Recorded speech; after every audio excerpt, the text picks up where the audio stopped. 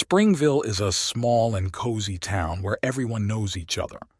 Life here flows measuredly and calmly, but even in such a place a tragedy can occur that can shake all its inhabitants. John Anderson was a respected businessman and successful entrepreneur.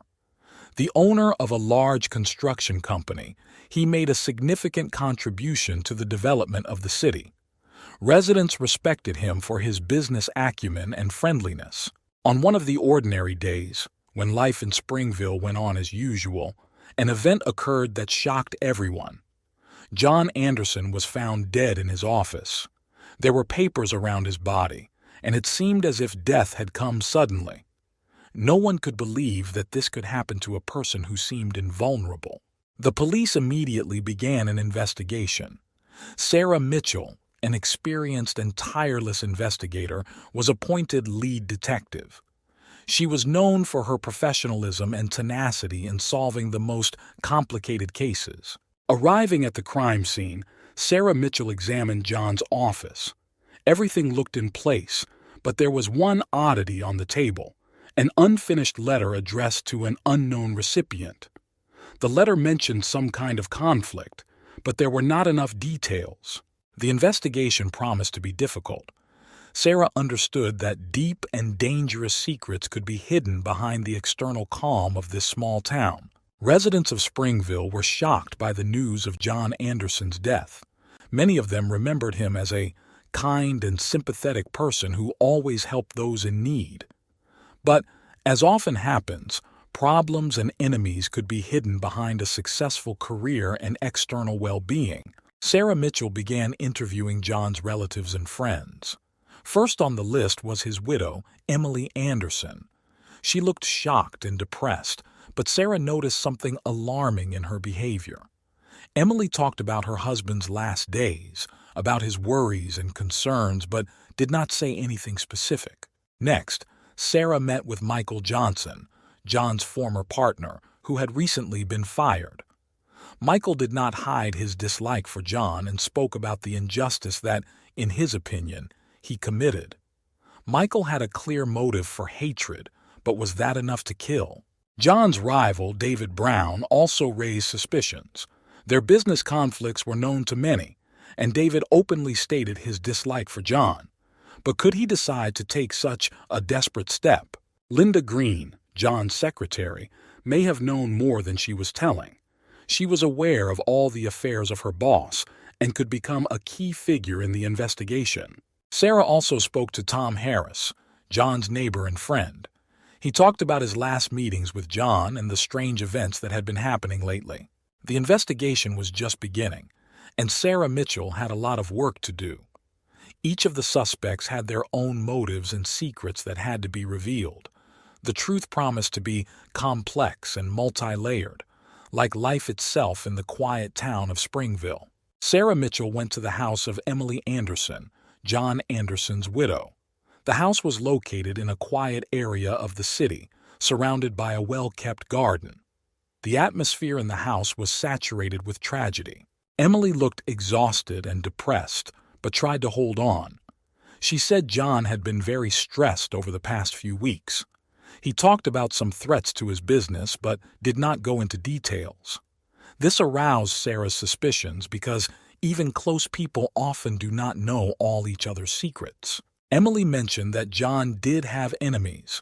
Among them were Michael Johnson, John's former partner, whom he had recently fired, and David Brown, his business rival. These people clearly had motives for disliking John.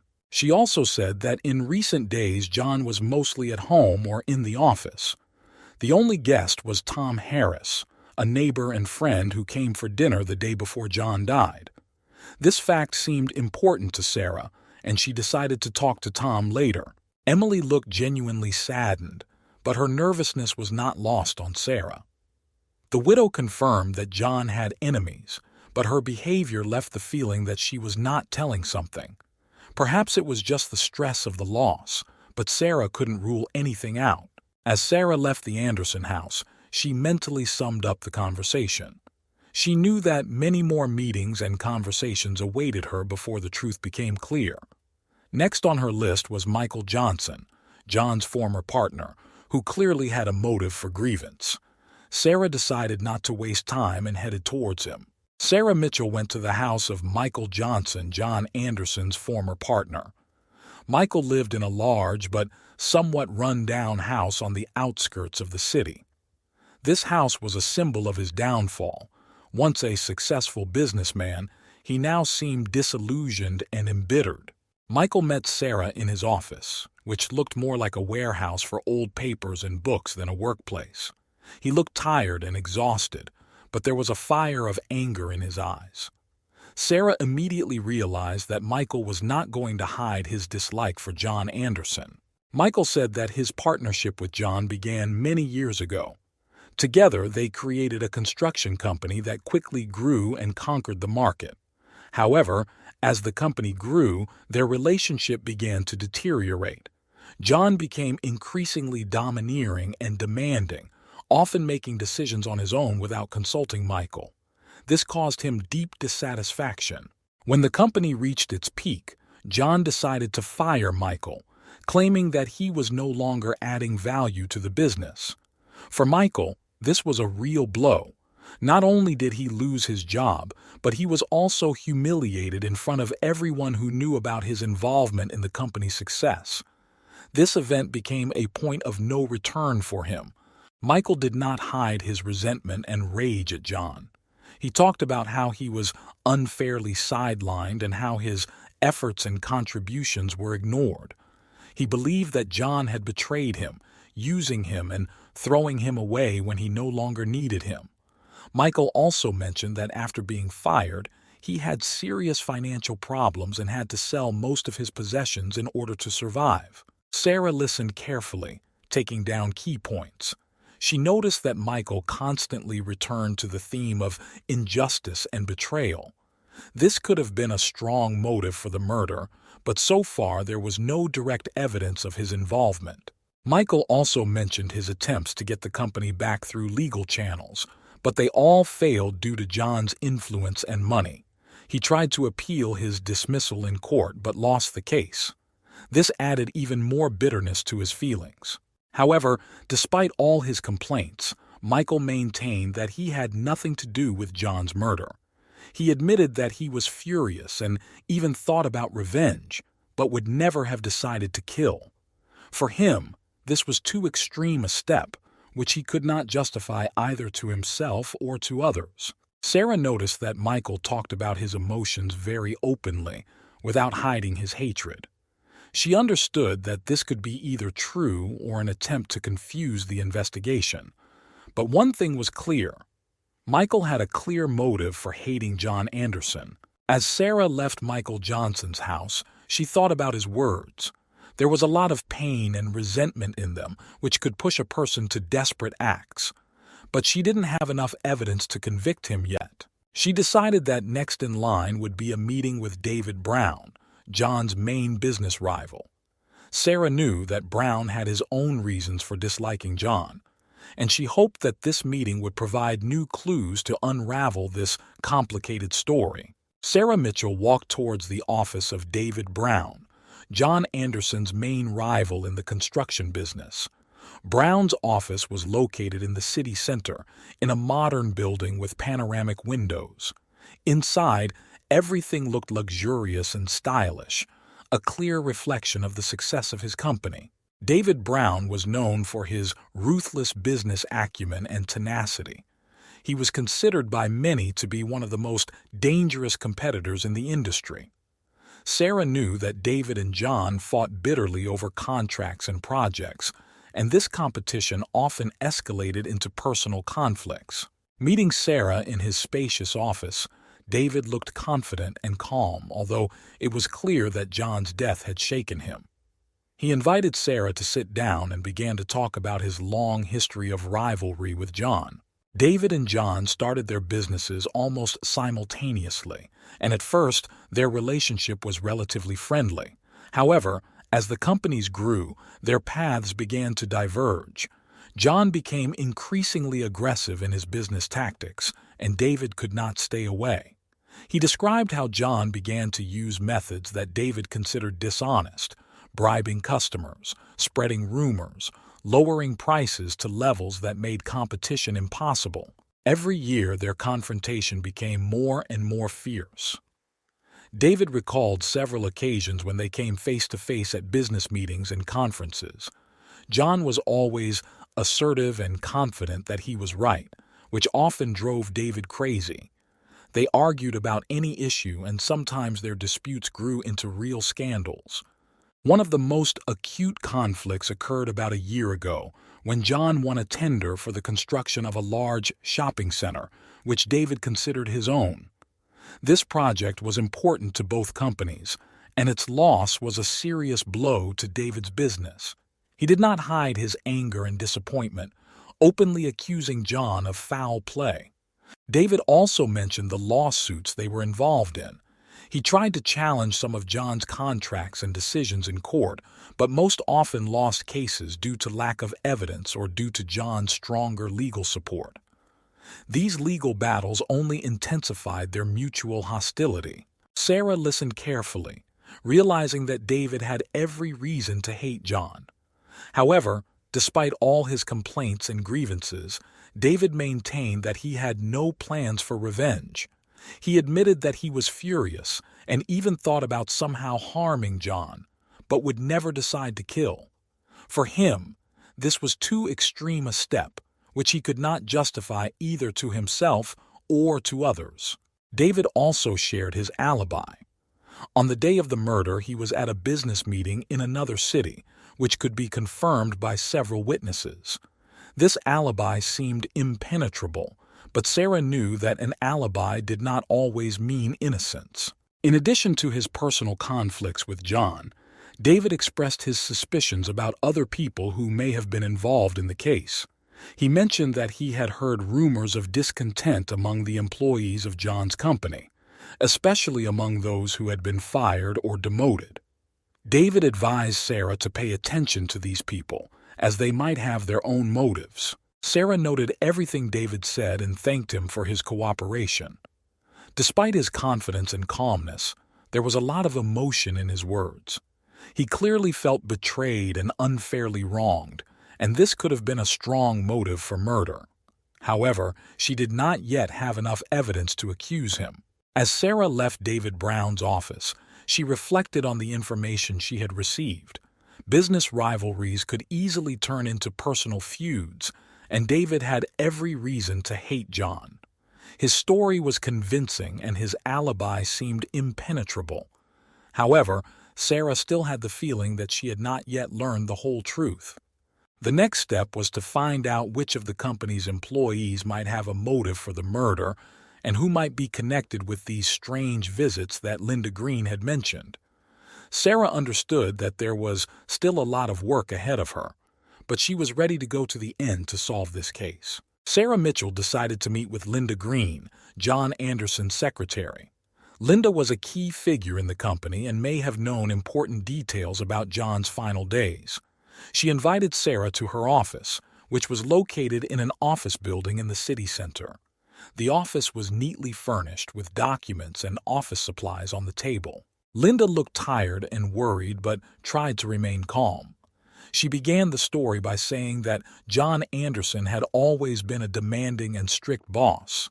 He loved order and precision and often stayed in the office until late at night. John has become particularly tense in recent weeks. He spent a lot of time behind closed doors in his office, often talking on the phone and looking worried. Linda noticed that he received many anonymous letters that clearly worried him. John did not tell her about the contents of these letters, but she saw how he reacted to them. Linda also mentioned strange visits from some people she had not seen in the office before. These visits took place late in the evening, when most employees had already gone home. She didn't know who these people were, but their appearance made her suspicious. Linda said that on the eve of his death, John seemed especially worried. He was immersed in work on an important project related to a large government tender. This project was very important for the company, and John worked hard to win it. Linda didn't know all the details, but this could be one of the reasons for his stress. One of the key things Linda noted was an unfinished letter found on John's desk after his death. She remembered seeing it, but did not know who it was addressed to. The letter seemed important, and its contents could shed light on what was happening. Linda also talked about her last conversation with John. He talked about feeling unsafe and not trusting many people around him. These were disturbing words that now took on new meaning. Sarah listened carefully, taking notes. Linda provided several important clues that could help in the investigation. The mention of strange visits and anonymous letters seemed particularly significant. These details could be key to understanding what really happened to John in the last days of his life. As Sarah left Linda's office, she reflected on the information she had received. Ahead of her was a meeting with Tom Harris, John's neighbor and friend, who perhaps could shed light on even more details of this complicated story. Sarah Mitchell went to the house of Tom Harris, a neighbor and friend of John Anderson. Tom lived across the street from the Andersons and had known John for years. He was one of the few people John trusted and shared his thoughts with. Sarah hoped that Tom could shed light on the events leading up to the murder. Tom's house was cozy, surrounded by a well-kept garden. When he met Sarah, he looked worried and sad. There was an atmosphere of melancholy in the house, which is understandable. Tom lost a close friend. They sat down in the living room and Sarah began asking Tom about John's last days. Tom said John was unusually emotional in the last weeks before his death. He often came to Tom late in the evening, and they had long conversations over a cup of coffee or a glass of wine.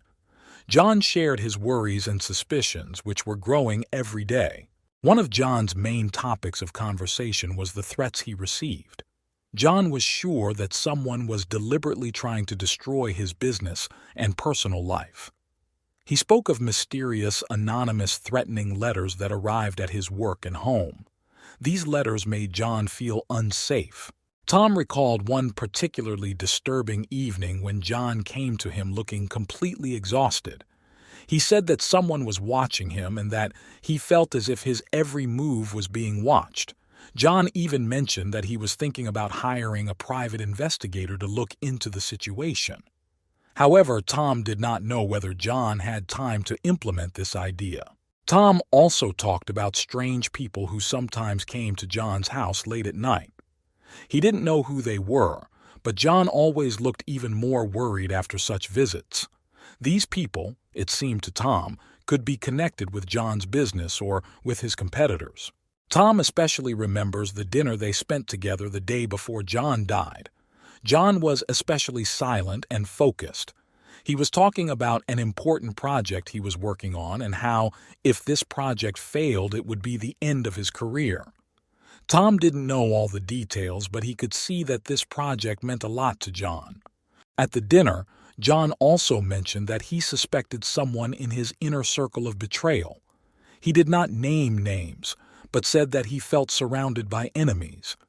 John shared with Tom his suspicions that one of his employees or partners might be involved in his problems. Sarah asked clarifying questions, trying to gather as many details as possible. Tom remembered John mentioning the name Michael Johnson, his former partner who had recently been fired. John believed that Michael could take revenge on him for his dismissal. However, John also spoke about his rival David Brown, who was always a serious threat to him. Tom recalled how they discussed the possibility that someone at the company could be a spy passing information to competitors. John talked about strange cases of leakage of confidential information that could cause serious damage to his business. He planned to conduct an internal investigation to find out who was behind these leaks. As Tom shared his memories, Sarah realized that John was surrounded by many people, each of whom could have a motive for murder. The question was, which of them decided to take this desperate step? Sarah thanked Tom for his frankness and understood that more and more possible versions and suspects were opening up to her. As Sarah left Tom Harris's house, she reflected on the information she had received. She had new leads to follow up on. She planned to return to the office and review John's employee records, especially those who may have had access to confidential information. It was also necessary to once again review all the information about Michael Johnson and David Brown in order to understand which of them could be more involved in this case. Sarah still had a lot of work ahead, but she was determined to get to the end and solve the mystery of John Anderson's death. She knew that the truth is often hidden in the little things, and every detail, every story could be the key to unraveling this complex and confusing story. Sarah Mitchell returned to her office, feeling that she was close to a solution. She collected all her notes and evidence, trying to piece it all together. On the table in front of her were dossiers on all the suspects, interviews, and photographs. She had to disassemble every piece of this puzzle to understand who was behind the murder of John Anderson. Sarah's first step was to reconsider Linda Green's testimony. The secretary mentioned an unfinished letter found on John's desk. This letter could contain important information. Sarah studied it carefully. The letter was addressed to an unknown person and contained hints about a major project that would change the entire company. It also mentioned the threats John faced and suspicions of betrayal. Sarah drew attention to John's words about an internal investigation into information leaks. She remembered Linda talking about strange visits to the office late at night. Who could visit John at such hours? Sarah decided to check the CCTV footage installed in the office. While watching the video, she noticed several visits from Michael Johnson, John's former partner. This confirmed her suspicions. Michael was a frequent visitor to Anderson's office, despite their conflicts. In addition, the video showed John meeting with strange men, which increased her suspicions about external pressure on John's business. Sarah next turned to the testimony of Tom Harris. Tom mentioned that John suspected one of his employees of betrayal. This coincided with John's mention of a spy in the company. Sarah decided to conduct an internal audit of employees who had access to confidential information.